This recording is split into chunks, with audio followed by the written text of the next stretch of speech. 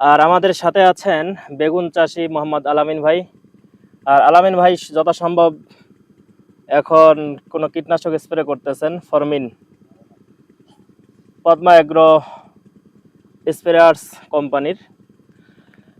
তো আমরা ভাইয়ের কাছ থেকে এতটুকু আজকে জেনে নেব যে আপনার বেগুনের যেই পোকা আছে বা বেগুনের যে সাদা মাছি বা আপনার বেগুনের ফুল ফল ছিদ্রকারী বা পাতা ছিদ্রকারী ডগা ছিদ্রকারী যেই পোকাগুলো আছে, এই পোকাগুলোকে ইনি কিভাবে নিরসন করতেছেন, কিভাবে তারা প্রতিকার করতেছেন, কিভাবে এগুলোকে এখন পর্যন্ত কন্ট্রোলে রাখছেন, আমরা আলামিন ভাইয়ের কাছ থেকে এতটুকুই জেনে নেওয়ার চেষ্টা করবো ইনশাআল্লাহ। আপনি এখানে কত শতক বা কত বিঘা জমিতে বেগুন চাষ করছেন? দিয়ে আমার আছে হলো 1 বিঘা 1 বিঘে।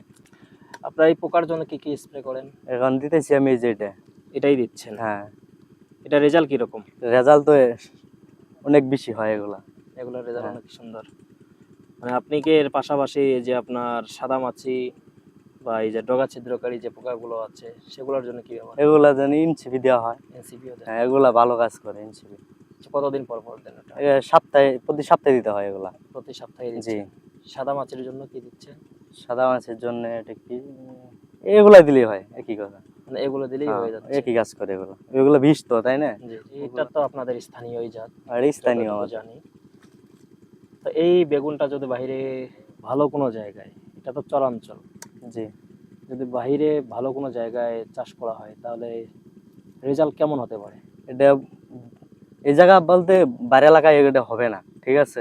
আমাদের এলাকায় হয়, অন্য জায়গায় হয় না এগুলা, ঠিক আছে?